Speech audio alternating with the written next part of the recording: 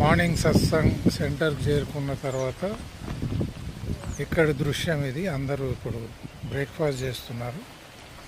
ఇది చాలా తక్కువ మందికి పరిమితం చేస్తున్నటువంటి ఆధ్యాత్మిక శిబిరం. మన ఏ స్పిరిచువల్ రిట్రీట్లో కూడా 10 మంది కంటే ఎక్కువ మించరు. ఈరోజు కూడా ఎగ్జాక్ట్ 10 మంది ఉన్నారు. ఉదయం అల్పాహారంలో ప్రోటీన్ బేస్డ్ బ్రేక్ఫాస్ట్, ప్రోటీన్ ఫ్యాట్స్తో ఎలా బ్రేక్ఫాస్ట్ చేయొచ్చు అనేది మీకు ఇప్పుడు చూపిస్తాను. స్ప్రౌట్స్, ఇక్కడ వచ్చేసి ఎగ్స్, తర్వాత పల్లీలు ఎందిస్తాను, తర్వాత అలసందలు. ఇక్కడ వచ్చిన తర్వాత ఇది సోయాబీన్ కర్రీ, జొన్న రొట్టెలు, కేవలం ఒక రొట్టె మాత్రమే, ఒక్కో వ్యక్తికి కేవలం ఒక రొట్టె మాత్రం. తర్వాత ఇది పప్పు, ఆకుకూరతో చేసినటువంటి పప్పు. ఇక్కడ క్యారెట్ చట్నీ, ఆ తర్వాత అల్లం చట్నీ, ఇది గోంగూరమ్మ,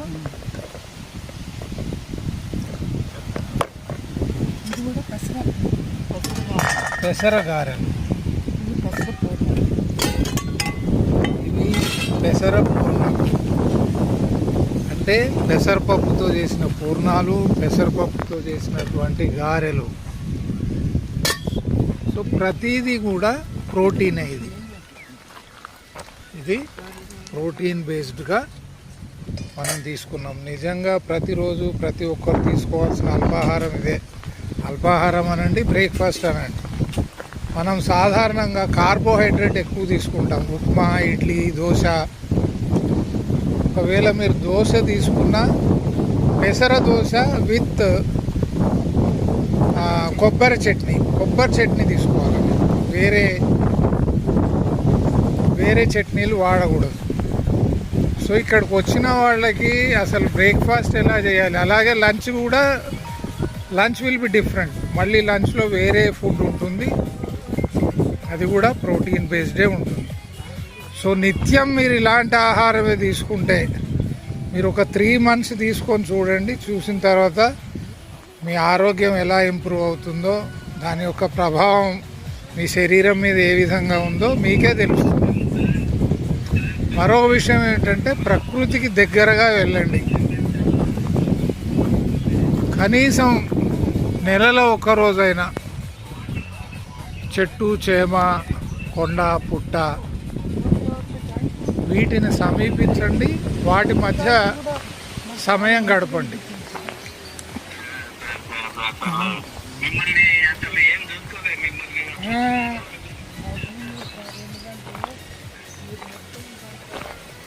చూడండి ఇక్కడ పరిసరాలు ఎలా ఉన్నాయి. మొత్తం జూమ్ చేసి చూపిస్తాను. కొండలు,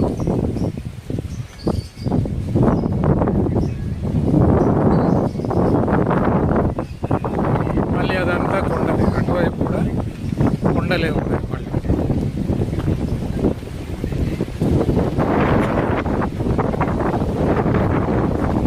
చక్కటి గాలి.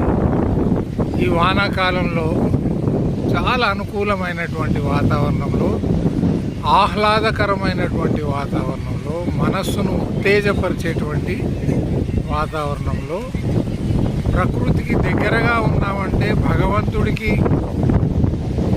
అతి సమీపంలో ఉన్నామని అర్థం. నగర జీవితంలో మన ఉనికి తప్ప, మన ధ్యాస తప్ప, మన కుటుంబం యొక్క ధ్యాస తప్ప, ఆ వృత్తి మీద ఉండే ధ్యాస తప్ప, సంపాదన మీద ఉన్న ధ్యాస తప్ప వేరేది ఏది కూడా మన తలలోకి రాదు. మనిషి ప్రకృతికి ఎంత దూరం అవుతున్నాడో అంత తొందరగా తన యొక్క వినాశనాన్ని, తన యొక్క వినాశనానికి చాలా దగ్గర అవుతున్నాడు. ప్రకృతికి దూరం అంటే వినాశనానికి అతి సమీపం అని అర్థం.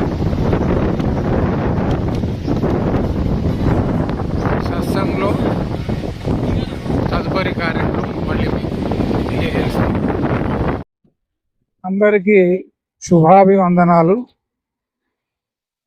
ఎట్ ద వెరీ అవుట్సెట్, ప్రారంభంలోనే ఈ కార్యక్రమానికి తుది మెరుగులు దిద్ది ఎంతో సహకరించినటువంటి మన మిత్రులు, అలాగే వారి సతీమణి, నేను పేర్లు తర్వాత చెప్తాను, వారిద్దరికీ నా యొక్క కృతజ్ఞతలు. మేము ఎప్పుడు ఏ కార్యక్రమం చేసినా ఇలాంటి రిట్రీట్ అంటే ముఖ్యంగా ఆధ్యాత్మిక శిబిరం చేసినప్పుడు చాలా తక్కువ మంది ఉండాలని, కేవలం ఆసక్తి ఉన్నవాళ్లే ఉండాలని, వచ్చిన వారు శ్రద్ధగా వినడానికి, పాల్గొనడానికి, సంభాషించడానికి, చర్చలో పాల్గొనడానికి వీలవుతుందని 10 నుంచి 15 మంది కంటే ఎక్కువ మందిని మించకుండా మేము ఏర్పాటు చేస్తాం. ఈ ముసలాయన పేరు కృష్ణారావు. నేను కేవలం ఒక సంధానకర్తను మాత్రమే, అంటే అందరికి ఒక వారధిలాగా. I'm a bridge between the people and among the people. Don't think that I'm leading the show. No, ఇది మనందరి కార్యక్రమం. దీంట్లో జీవితంలో ఏదైనా కొత్తగా కనుక్కోవడానికి అవకాశం ఉందా? Can we rediscover ourselves? 2 పదాలు ఉన్నాయి ఇక్కడ, డిస్కవర్ అండ్ రీడిస్కవర్. ఇప్పటికే మీరు జీవితంలో 40 నుంచి 60 ఏళ్ళు, 70 ఏళ్ళు మీ వయస్సును బట్టి గడిపేశారు. దాంట్లో జీవితం పట్ల ఒక అవగాహన ఏర్పరచుకున్నారు, ఒక మార్గాన్ని ఏర్పరచుకున్నారు, ఒక అభిప్రాయాన్ని ఏర్పరచుకున్నారు. మీ మెథడాలజీ, మీ ఒరవడి మీకుంది. మీ జీవన విధానం ఒక సరళిలో సాగిపోతుంది. ఈయనేమంటాడంటే, మీరు ఏదైతే జీవితం అనుకుంటున్నారో మీరు దాన్ని ఇప్పటి వరకు చవి చూడలేదని నా యొక్క అభిప్రాయం. The time has come for everybody to rediscover. మళ్ళొకసారి జీవితాన్ని అన్వేషించి, జీవితంలో ఏమైనా పోగొట్టుకున్నామా, జీవితంలో ఏదైనా కోల్పోతున్నామా, జీవితంలో ఏ అలవాట్లకైతే గురి కాకూడదో వాటికి గురయ్యామా, అనవసరమైనటువంటి ఆలోచనలకు మనం అవకాశం ఇస్తున్నామా, అనేక భయాలకు మనం లోనై ఉన్నామా, including the fear of death. ఒంటరితనం, లోన్లీనెస్, డిసీజ్ అంటే రోగం. భవిష్యత్తులో ఏదైనా రోగం వస్తే అది ఎలా పీడిస్తుందో, ఒంటరితనాన్ని ఎలా అధిగమించాలి, వృద్ధాప్యం వచ్చేస్తుంది, జీవితం యొక్క చివరి మజిలీ ఎలా కొనసాగుతుంది, ఈ భయాలు అందరికీ ఉంటాయి. Nobody is an exception, including the speaker, including my self. So ఇది ఒక అవకాశంగా భావిస్తే జీవితంలో ప్రతి క్షణం కూడా ఒక నూతన అవకాశంగా మనకు పరిణమిస్తుంది. ఎప్పుడంటే when we make use of it. ఒక్క క్షణంలో మన జీవన శైలి మారొచ్చు. కేవలం ఒక్క క్షణంలో మన జీవిత దర్శనం మారొచ్చు. దాని ఇంగ్లీష్ ట్రాన్స్లేషన్ వస్తే the vision of life. Sir, the vision of life can change in a fraction of a second. So దాన్నే మనం ఏం చేసామంటే ప్రకృతి వైపు పయనం అని చెప్పేసి, రిట్రీట్ టువర్డ్స్ నేచర్. ఇది నేను ఇంతకుముందు, నాకు ఒక ఛానల్ ఉంది, ఆ ఛానల్ పేరు జీవితం మన కోసం. చాలా అద్భుతమైనటువంటి పేరు. నా వరకు, మన కోసం, నా కోసం కాదు. చాలా మంది అనుకోవడం ఏంటంటే జీవితం నా కోసం, నా పిల్లల కోసం, నా కుటుంబం కోసం. మన దృష్టి చాలా నేరో అయిపోయింది, చాలా నేరో దృష్టి అయిపోయింది. నా సంతోషం కోసం, నా సుఖం కోసం, నా నా నా నా దాంట్లో మనకి అవకాశం లేదు. అంటే నా సుఖం తర్వాత ఇతరుల సుఖం, నా క్షేమం తర్వాత ఇతరుల క్షేమం. ఆ దిశలో వెళ్తున్నప్పుడు మనిషి ప్రకృతి నుంచి చాలా దూరంగా వచ్చేసాడు. ఏం సార్, ప్రకృతి నుంచి అయితే మనిషి పూర్తిగా దూరం అయిపోయాడు. ప్రకృతి అంటే కేవలం కొండలు, కోనలు, సెలయేర్లు, నదులు, సముద్రాలు, కుంటలు, వాగులు, చెట్లు, చేమలు ఇవి కాదు. మనిషి యొక్క స్వాభావికమైనటువంటి ప్రకృతి నుంచి కూడా దూరం అయిపోయాడు మనిషి. ఏవో కొంత రిలీజియస్గా ఉంటారు. 4 పూజలు, 4 అగరబత్తులు, 2 కొబ్బరికాయలు, 4 తీర్థయాత్రలు. అంటే ఆధ్యాత్మికత అంటే ఇవే అనుకుంటున్నారు జనం, కానీ ఇది కాదు. అది తర్వాత వద్దాం మనం. సో దీంట్లో I would like to use 2 sentences, sir, here. Can we explore the beauty of life? Sentence 1. Can we explore అంటే అన్వేషించగలమా దేన్ని? జీవిత సౌందర్యాన్ని. జీవితం చాలా అందమైంది, కానీ మనం అందంగా జీవిస్తున్నామా? మన ఆలోచనలు అందంగా ఉన్నాయా? మనం చేసే పనులు అందంగా ఉన్నాయా? మనం ఉండేటువంటి పరిసరాలు మన ఇల్లును అందంగా తీర్చిదిద్దుకుంటున్నామా? మన సంబంధాలు అందంగా ఉన్నాయా? I'm very sorry to say, ఈరోజు మానవ సంబంధాలు చాలా వికృతమైనటువంటి స్థితిలో ఉన్నాయి. Do you agree? అవునా? పిల్లలకి, తల్లిదండ్రులకి, వ్యక్తికి, స్నేహితులకి, వ్యక్తికి బంధువులకి మధ్యన, వ్యక్తికి ప్రకృతి మధ్యన అనేక వికారాలు చోటు చేసుకున్నాయి. The ugliness has crept in to our life. So the one is, can we explore the beauty of living? Can we explore the beauty of being alive? అది వండర్ఫుల్. అంటే ఈ రోజు నేను జీవించున్నానంటే నా వరకు నేను అదృష్టంగా భావిస్తున్నాను. ఇప్పుడు నేను 69 సంవత్సరాలు. నా మిత్రుల్లో, బంధువుల్లో ఎంతోమంది 50లో, 40లో, 30లో చనిపోయిన వాళ్ళు ఉన్నారు. మనం ఈ రోజు ఈ క్షణం వరకు జీవించున్నామంటే దానికి మించిన అదృష్టం ఇంకొకటి లేదు. ఏమా? అతి పెద్ద అదృష్టం ఏమిటంటే మనం జీవించి ఉండడమే. పోయిన వాళ్ళ సంగతి ఏమిటి? చూసాం కదా ఎలా పోయారు. వాళ్ళు ఏం తీసుకొని పోయారు అది పక్కన పెడితే మనం ఏం తీసుకొని పోదాం ఇక్కడి నుంచి? ఏదైనా తీసుకోపోదలిస్తే ఇక్కడి నుంచి ఏ వస్తువు తీసుకెళ్ళలేం, పిడికెడు మట్టి కూడా తీసుకెళ్ళలేం. లాస్ట్కి ఇంకేదైనా తీసుకెళ్ళడానికి ఉందా? ఉంది, కానీ నేను ఆ ఊహాజనితమైనటువంటి దాంట్లోకి పోను. నేను మసిపూసి మారేడుకాయ చేయదలుచుకోలేదు. అది మనమే అన్వేషించాలి, మనమే తెలుసుకోవాలి. అనవసరమైనటువంటి నూకదంపుడు మాటలు మాట్లాడి ఆత్మ, పరమాత్మ, స్వర్గం, నరకం, పాపం, పుణ్యం అని అనవసరమైనటువంటి వివరణలకి, ఎక్స్ప్లెనేషన్లోకి నేను పోను. So we go into it. దాంట్లోకి మనం వెళ్దాం. ఇది ఒకసారి మీరు చూస్తే ఈ శిబిరం ఏం తెలియజేస్తుంది అంటే, మొదట పైన చూస్తే రండి మాతో చేరండి. ఒక్క సెంటెన్స్ చెప్పి దీంట్లోకి పోదాం. నేను మిమ్మల్ని ప్రభావితం చేయాలని మాట్లాడడం లేదు. నెంబర్ 1. నేను మిమ్మల్ని మార్చాలనే ప్రయత్నం చేయడం లేదు, చెయ్యను కూడా, ఎప్పుడు చేయలేదు. నెంబర్ 2, మీరు ఎలా ఉన్నారో అలా క్షేమంగా ఉన్నారు. You are in safe hands. So నేను ఏదో చెప్పి ఇంకేదో అవుతుంది అనేటువంటి దొంగ ప్రామిస్లు ఏం చేయను. మీరు ఎలా ఉన్నారో క్షేమంగా ఉన్నారు. దేవుణ్ణి నమ్మే వాళ్ళు ఉంటే మేము వాళ్ళతో ఉన్నాం, దేవుణ్ణి నమ్మని వాళ్ళతో కూడా వాళ్ళతో ఉన్నాం. మీ యొక్క ఆరాధ్య దైవం శివుడు అంటే ఓం నమో శివాయ అని మేము కూడా అంటాం. కృష్ణుడైతే ఓం నమో భగవతే వాసుదేవాయ అని నేనే అంటా మీకంటే ముందే. మీరు వేదాలు, ఉపనిషత్తులు నమ్మితే నేను అదే నమ్ముతాను. మా మిత్రులు ఉన్నారు, స్వామి దయానంద సరస్వతికి జయ అంటే నేను కూడా జయ అంటాను. లేదా బుద్ధ భగవాన్కి జయ అంటే నేను జయ అంటాను. సో మీ వ్యక్తిగత నమ్మకాలకి ఈ కార్యక్రమంలో ఎలాంటి విఘాతం కలగదు. Okay sir? I'm not trying to disturb anybody.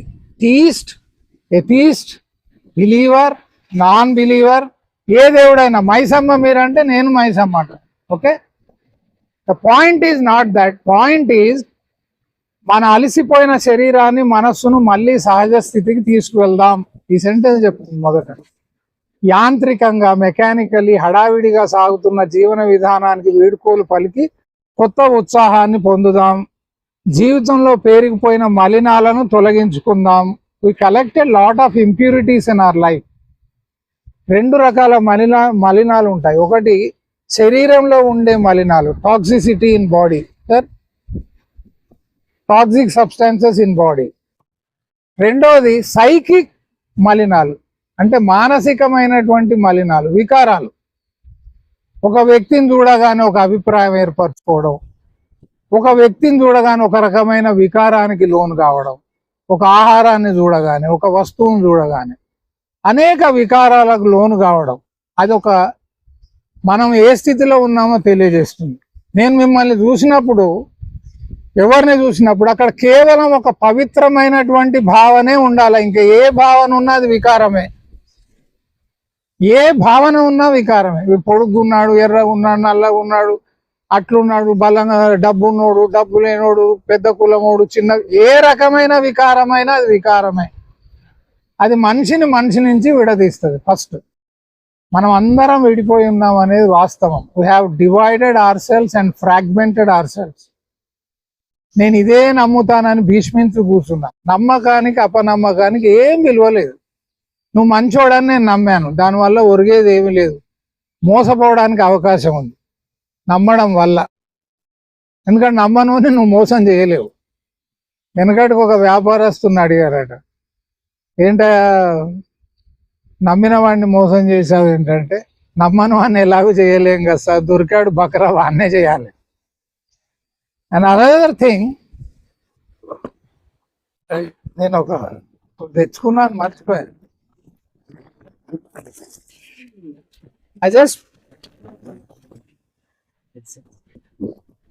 ఈ కార్యక్రమంలో ప్రారంభంలోనో మధ్యలోనో చివరిలోనో మీకు ఒకటి తప్పకుండా వస్తుంది. అదేంటంటే తలకాయ నొప్పి. నేను ఆల్రెడీ జెండు బామ్ తెచ్చిన, నాకు వస్తుంది, నేను పెట్టుకుంటా. ఫస్ట్ నేను ఇంట్లో అప్లై చేసుకొని వచ్చిన. లేలే, మాతో మీకు రావడం ఖాయం. అంటే అది డిస్కషన్లో వస్తుంది, ఇప్పుడు తర్వాత వస్తుంది. తర్వాత ఇంకోటి మిత్రులకు తెలియజేసేదంటే, అన్ని రకాల మందులు కూడా ఉన్నాయి, ఏం చింతించాల్సిన అవసరం లేదు. Whole kit is there with me. జ్వరానికి, వాంతులు వస్తాయి, అకస్మాత్తుగా మోషన్స్ వస్తాయి, ఉన్నాయి సార్. అడ్డం పడితే కిట్, ఇంక్లూడింగ్ సడన్ గా హార్ట్ అటాక్ వస్తే కూడా ఉన్నాయి గోళీలు నా దగ్గర ఉన్నాయి, ఇక్కడే ఉన్నాయి. ఎందుకంటే నేను హార్ట్ పేషెంట్ కాబట్టి. అంటే ఇది ఒక నాలుక కింద పెడితే క్షేమంగా హాస్పిటల్ దాకా అయితే తీసుకెళ్తుంది ఇది. ఆ తర్వాత దేవుడు ఎరుగు. సార్బిట్రేట్ అది కూడా ఉంది. బోర్ కొడితే ఎవరైనా ఎప్పుడైనా లేచిపోవచ్చు అండి, కంపల్షన్ లేదు. దీని తర్వాత మనం వేరే కార్యక్రమంలోకి వెళ్దాం. 15 minutes, 5 minutes లో ముగిస్తాం దీన్ని. కిందికి వస్తే, అమాయక శిశువులా చిరునవ్వులు చిందిద్దాం. We lost our innocence. ఏ వయసులోనైనా కానీ మనిషిలో ఆ పసితనం ఉండాలి. ఆ పసితనాన్ని కాపాడుకోవాలి. వయస్సు పైబడిందని అనవసరమైన గంభీరంగా ఉండేటువంటి ప్రయత్నం చేయొద్దు, అది వేస్ట్. లేని గంభీరాన్ని తెచ్చుకొని నేను ఇట్లాగే ఉంటా, అవన్నీ వృధా. కోరికలతో, భయాలతో మనలను బంధించే మనస్సు నుండి విముక్తి పొందుదాం. కోరికలు అవసరం లేదు, భయాలు అవసరం లేదు. ఇప్పటికే చాలా జీవితం అనుభవించాం. గదే ఆహారం, గదే సంగతి. ఇంకొక రోజు ఇంకొక రకమైనటువంటి అవే గింజలు వండుకునే విధానం వేరు తప్ప ఇంకేమి లేదు. ధర్మం, సత్యం, బాధ్యత, శాంతి వైపు అడుగులు వేద్దామని కిందికి వస్తే, విచారణ లేకుండా జీవితం కేవలం ఆందోళన సమాహారమే. When you do not enquire in life, life becomes a garland of problems. ఇక్కడ ఒక చిన్న quotation, un unexamined life is not worth living. జీవితాన్ని మనము విచారణ, ఎంక్వైరీ లేకపోతే ఇట్ గెట్ స్టాగ్నేటెడ్. ఎక్కడ అర్థం కాకపోయినా దయచేసి ఆపాలి, నిలదీయాలి. లైఫ్ అనేది ఎలా ఉండాలంటే ప్రవహిస్తున్నటువంటి నదిలాగా ఉండాలి. అది పోయి ఆ సాగరంలో కలిసిపోవాలి. కలిసిపోయిన తర్వాత దాని ఆనవాలు ఉండకూడదు. మనిషి చనిపోయిన తర్వాత ఆనవాలు ఉండకూడదండి. బతికున్నప్పుడు ఏదన్నా చేయాలి. చాలా మంది గోరీలు కట్టించుకుంటారు పైసలు ఖర్చు పెట్టి, ఎవడు చూడడు. జీవితంలో డిసిప్లిన్ అండ్ ఫ్రీడమ్ రెండు ఒకదాంతో ఒకటి పెనవేసుకొని పోతాయి. క్రమశిక్షణ అంటే పొద్దున్న 4 గంటలకు లేచాను, రోజుకు 4 సార్లు స్నానం చేశాను, 2 సార్లు పూజ చేశాను, అది కాదు క్రమశిక్షణ. క్రమశిక్షణ అంటే ఎలాంటి బలహీనతలకు లొంగనటువంటి జీవితం క్రమశిక్షణతో కూడిందని అర్థం. Are you getting it? ఇప్పుడు ఏ డౌట్ ఉన్నా అడగండి, నిలదేంటి. చిత్రవద చేయాలి, చేస్తేనే బయటకు వస్తాయి. లాస్ట్కు సంబంధాల ద్వారానే మిమ్మల్ని మీరు అర్థం చేసుకుంటారు. కాబట్టి నీ బలాలను, బలహీనతలను గుర్తించి జీవితం యొక్క అర్థాన్ని గ్రహించండి. దేంట్లో? సంబంధాల ద్వారా. అంటే నువ్వు నీ భార్యకేం చేసావు, భార్యగా నీ భర్తకేం చేసావు, నీ పిల్లలకేం చేసావు, నీ కుటుంబానికి ఏం చేసావు, సమాజానికి ఏం చేసావు, విశ్వానికి ఏం చేసావు. ఇట్లా పోతుంది అది. నా కుటుంబానికి చేసుకున్నా, నేను నా కుటుంబంలో 500 కోట్లు సంపాదించి ఇచ్చిన అంటే ఎట్లా సంపాదించిందో సంపాదించినోనికి తెలుసు. ఇచ్చినోడు ఎంత కృతజ్ఞతగా ఉన్నాడో అది కూడా గమనించాడు. ఒక్క జనరేషన్ గుర్తుపెట్టుకుంటుందండి. సో అనవసరమైన ఆలోచనలకు పోయి జీవితాన్ని మనం చాలా నరకం చేసుకుంటున్నాం. లాస్ట్ జాగృతి కరుణ అంటే జీవితంలో మేల్కొనండి అంటున్నాం. జాగృతి అంటే మేల్కొనండి అంటే నిద్రపోతున్నామా అని అడగవచ్చు మీరు. అక్షరాల నిద్రపోతున్నాం. We have hypnotised our cells. మనల్ని మనం హిప్నటైజ్ చేసుకొనే ఉన్నాం. ఇప్పుడు మనం చేసేటువంటి ప్రయత్నం డీహిప్నటైజింగ్. ఆల్రెడీ హిప్నటైజేషన్ ఏదైతే ఉందో దాంట్లో నుంచి బయటికి రావడానికి ప్రయత్నం చేస్తున్నాం. This is the end of it. So ప్రకృతిపై పయనం అనేది కనీసం నెలకోసారి. నేను బ్రతికున్న రోజులు పెద్దగా లైఫ్ ఏం లేదు. ఆల్రెడీ ఐఎమ్ క్యాన్సర్ పేషెంట్, అయినా బ్రతుకుతున్నా 3 years నుంచి. ఇంకా నా శరీరంలో క్యాన్సర్ లంప్స్ ఉన్నాయి. సో మీరు అనుకున్నారు వీడు బాగా దిట్టంగా ఉన్నాడు, దున్నపోతులాగా ఉన్నాడు అని. అది ఏం లేదు. నేను చావు యొక్క అంచుల్లోనే ఉన్నాను. నేను ఉన్న రోజులైతే ఈ ప్రోగ్రాం చేసుకుంటాను. నా జీవన శైలే ఇది. దీంట్లో ఎంతమంది చేరితే అంత మంచిది. దీని ఫీజు 0. ఫీజు ఏమి లేదు. మీరు కాంట్రిబ్యూట్ చేసేది ఏమి లేదు. ఉత్సాహంగా రావాలి, పాల్గొనాలి, అందరితో కలిసి పనిచేయాలి. చుట్టంలాగా ఉండకూడదు. ఈ రోజు అంటే మేము పెట్టాం అన్నం కింద, మళ్ళీ పెట్టాం. ఇక్కడ చుట్టం ఎవడు లేడు. అందరం ఇది మన గురించి మనం చేసుకునే కార్యక్రమాన్ని కూడా నేను పెట్టాను పొద్దున. సో మనం అందరం బాధ్యతగా చేసుకుంటాం. జీవితం ఆనందించడానికే మనకు వచ్చింది కాబట్టి పవిత్రంగా జీవించడం అనేటువంటి ఒక్క వాక్యంతో నేను ముగిస్తున్నాను. ఎలాంటి దినచర్య వల్ల మనం ఆరోగ్యంగా ఉంటాం, మానసికంగా శారీరకంగా 2 రకాలుగా. ఈ ప్రకృతి వైపు పయనం అనే ప్రోగ్రాంలో నన్ను భాగస్వామ్యం చేసినందుకు, మరి ఈ ఏర్పాటు చేయడం అవకాశం ఇచ్చినందుకు కృష్ణరావు గారికి, ఇందులో పార్టిసిపేట్ చేసిన మిత్రులందరికీ నమస్కారం. నేను 2018లో రిటైర్ అయిపోయాక నాకు ఇంట్లో అన్ని సౌకర్యాలు ఉన్నాయి. పూర్తిగా 4 గోడల మధ్య అన్నీ ప్రొవైడ్ చేస్తున్నాను. నేను మా మిసెస్ 2 years 4 గోడల మధ్యనే అన్ని, అంటే హోమ్ థియేటర్ కావచ్చు, ఎక్సర్సైజ్ కావచ్చు, అన్ని థియేటర్ కావచ్చు, అన్ని రూమ్లలో ఏసీ పెట్టుకుంటే 2 yearsలో మా లైఫ్ మిజరబుల్ అయిపోయింది. ఎందుకంటే ఈ దినచర్య అనేది, సర్కేడియన్ రిథం అనేది పగలు తెలియదు, రాత్రి తెలియదు, ఉల్టా పల్టా అయిపోయింది. ఫుడ్ ఉల్టా పల్టా అయిపోయింది. సూర్యుడు చూసేది లేదు. ఇంట్లోనే ఉన్నాం ఎక్కువ టైము. రెస్ట్, ఎందుకంటే రిటైర్ అయిన తర్వాత రెస్ట్ అనే అభిప్రాయంతో. అయితే వెంటనే నాకు అర్థమైంది, మా మిసెస్ కూడా ఏదో ప్రాబ్లం ఉందండి అని చెప్పేసి ఒక అవకాశం వచ్చింది. ఈ ల్యాండ్ అనేది వారి ప్రోద్బలం మేరకే, ఈ ల్యాండ్ 1.5 acre వారి ఇంట్రెస్ట్ మేరకు, వారి సహకారం మేరకే పర్చేజ్ చేయడం అయింది. దాంతో ఇక్కడికి రావడం పోవడము, వారానికి 2 సార్లు రావడం వల్ల మా ఆరోగ్యం అనేది చాలా మెరుగుపడ్డది. సో ఆ టేస్ట్ దొరికినాక ఈ ఫామ్లో 240 రకాల పండ్ల చెట్లు పెట్టడం జరిగింది. ఓ 5 years నుంచి ఒక 40-50 పండ్లు కూడా, ఇక్కడ రకాల పండ్లు కూడా పండుతున్నాయి. ఒక 2-3 years లోపల 200 రకాల పండ్లకు వచ్చే అవకాశం కూడా ఉంది. సో ఇక్కడ మేము నేచర్లో మేము కొన్నది కూడా ఏంటంటే, మేము ల్యాండ్ కొన్నామని మేము అనుకోవట్లేదు. ఈ సరౌండింగ్స్ మొత్తం, అక్కడ ఎదురు ఉన్న 2 గుట్టలు, మర్రి చెట్టు, రావి చెట్టు, జూబి చెట్టు, అక్కడ ఉన్న చెరువు, అక్కడ ఉన్న వాగు, ఇదంతా ఇక్కడ జంతుజాలం, పక్షులు అన్నీ మా సొంతం అనే ఉద్దేశంతో మేము ఫీల్ అవుతున్నాము. అది ప్రకృతిలో భాగం కనుక వాటి సాహచర్యంతో మేము చాలా ఇంప్రూవ్ అయ్యాము. అయితే వారు చెప్పినట్టు ఎవరు కానీ విలేజ్ బ్యాక్గ్రౌండే, నేను కూడా విలేజ్ బ్యాక్గ్రౌండ్ నుంచి వచ్చాను. పూర్తి వ్యవసాయం చేశాను. ఉద్యోగరీత్యా 32 ఏళ్ళు ఎలక్ట్రికల్ ఇంజనీర్ ఉద్యోగం చేసినప్పటికీ రిటైర్మెంట్ అయిన తర్వాత మళ్ళీ తిరిగి అందులోనే ప్రవేశించాను. వ్యవసాయం ఒకటి, ఉద్యోగం రాకముందు నా ఎక్సర్సైజ్ అనేది. సో ఇంజనీరింగ్లో నేను 4 ఏళ్ళు చదివాను, కానీ ఈ న్యూట్రిషన్ అనే సబ్జెక్టు 40 ఏళ్ళ నుంచి చదువుతూనే ఉన్నాను. ఎక్సర్సైజ్ అనే సబ్జెక్టు 40 ఏళ్ళ నుంచి చదువుతూనే ఉన్నాను. సో ఈ మధ్య మా అమ్మాయి కూడా వాళ్ళ పిల్లలతో చెప్తుంది, షేరింగ్ ఈజ్ కేరింగ్ అని. తర్వాత knowledge is the best unless you share with others అని. సో నాకు తెలిసిన ఆ సబ్జెక్టుని నలుగురితో షేర్ చేసుకున్నప్పుడే ఉపయోగకరంగా ఉంటుందనే ఉద్దేశంతో వారి రిక్వెస్ట్ మేరకు, వారి సూచన మేరకు కొన్ని వీడియోలు కూడా తీయడం జరిగింది. అది కూడా చాలామంది ప్రజలు ఆశీర్వదించారు. సో మనం అందరం అనుకుంటే ఏంటంటే ఆహారం వల్ల మనకు శరీర పుష్టి వస్తుంది, గట్టిగా ఉంటాము, స్ట్రాంగ్ ఉంటాము అనుకుంటాము. ఆహారం అనేది జీర్ణించుకునేది మన గట్ బ్రెయిన్ అనేది యాక్సిస్ ఉంటుంది.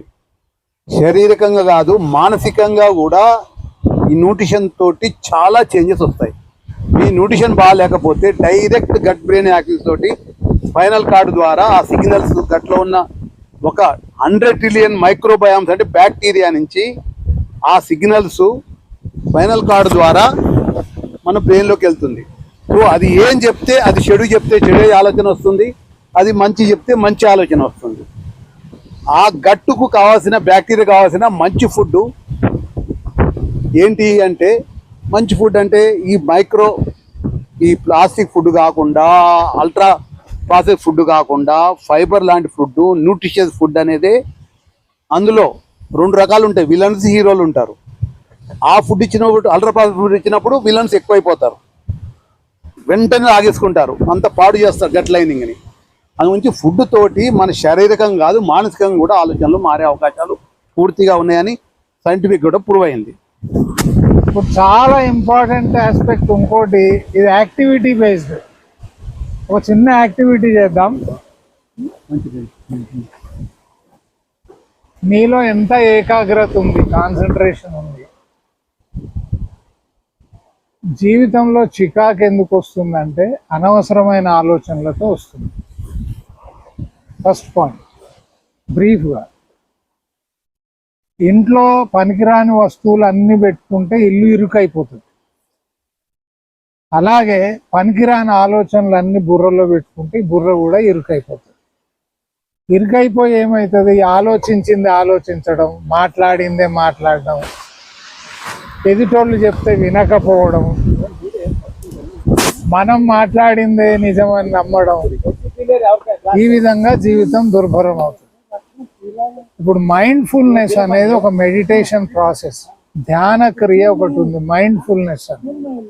అది నేను తర్వాత దాని గురించి 5 నిమిషాలు మాట్లాడుకుందాం. కానీ ఇప్పుడు ఒక యాక్టివిటీ చేస్తాం, నో టాక్. ఇప్పుడు గ్లాసులో నిండా నీళ్లు నింపి మీకు ఇస్తాను, నేను తీసుకుంటాను, వారు అందరూ పార్టిసిపేట్ తీసుకోవాలి. ఆ గ్లాస్ నీళ్లు ఆ కార్ దాకా నడిచి ఒంటరిగా మళ్ళీ ఇక్కడికి రావాలి.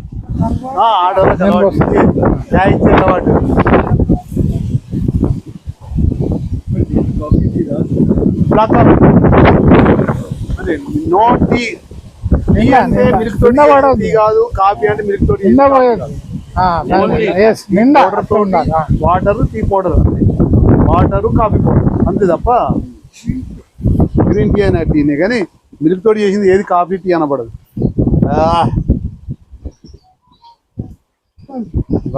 గ్రేట్.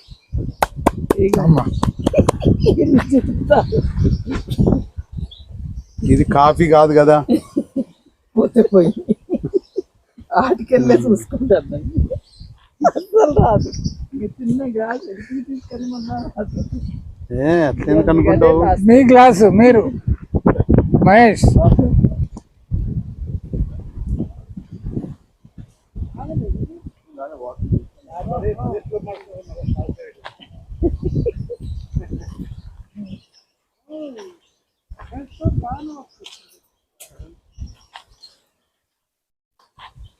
ఏది మీ గ్లాసు పోయినాయి నీళ్ళు? అక్కడ కనిపించిన చెట్లకు పోసేసుకుంటూ వచ్చేసి అట్లా వస్తారు మీరు పోయి అట్లానే వెనక్కి రావాలి, అది అట్లానే తీసుకోండి. నీళ్లు ఫుల్ ఉండాలి. మళ్ళా అట్లానే అలాగే రావాలి, పోయేది లేదు. నీళ్ళు తీసుకోండి. చూసారా అద్భుతమైనటువంటి శిలలు.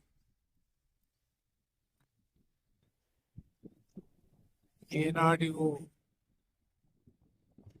ఎవరు ఏర్పాటు చేశారు? ఆలోచించండి. మనుషులు చెక్కిన కొండలాయి, మనుషుల చేత నిర్మాణమైనటువంటి శిలల, ఆ శిలలకు రూపకల్పన చేసిన ఆ అద్భుతమైనటువంటి శిల్పి ఎవరో, ఆ విశాలమైనటువంటి ఆకాశాన్ని నిర్మాణం చేసినటువంటి ఆ ఇంజనీర్ ఎవరు, ఈ భూమికి ఈ సారాన్ని ఇచ్చి ఆ పంటలకి అనుకూలంగా మలిచినటువంటి ఆ ఉత్తమ కర్షకుడు ఎవరో, భూమికి నీటికి విత్తనానికి విడదీయరానటువంటి సంబంధాన్ని ఏర్పరిచినటువంటి ఆ అద్భుతమైనటువంటి ఆర్కిటెక్ట్ ఎవరో, ఇవన్నీ మనం ఒంటరిగా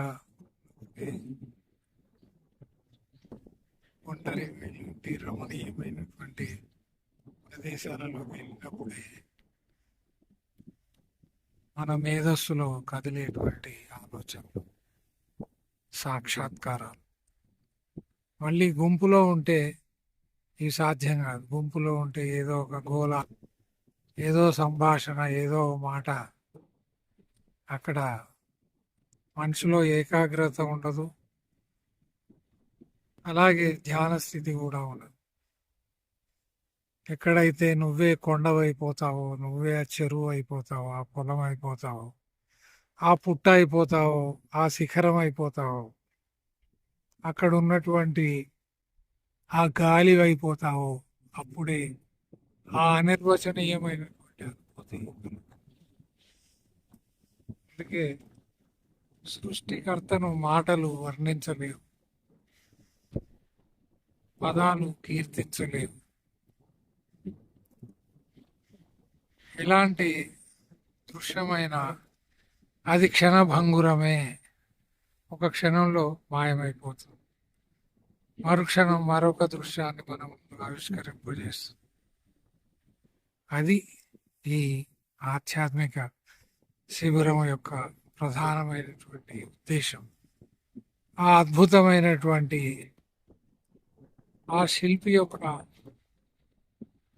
చతురతను, చాతుర్యాన్ని, అతనిలో ఉన్నటువంటి ఆ కళాత్మక దృష్టిని అంతటిని కూడా ఆకలింపు చేసుకోవడానికే ఈ చిరు ప్రయత్నం.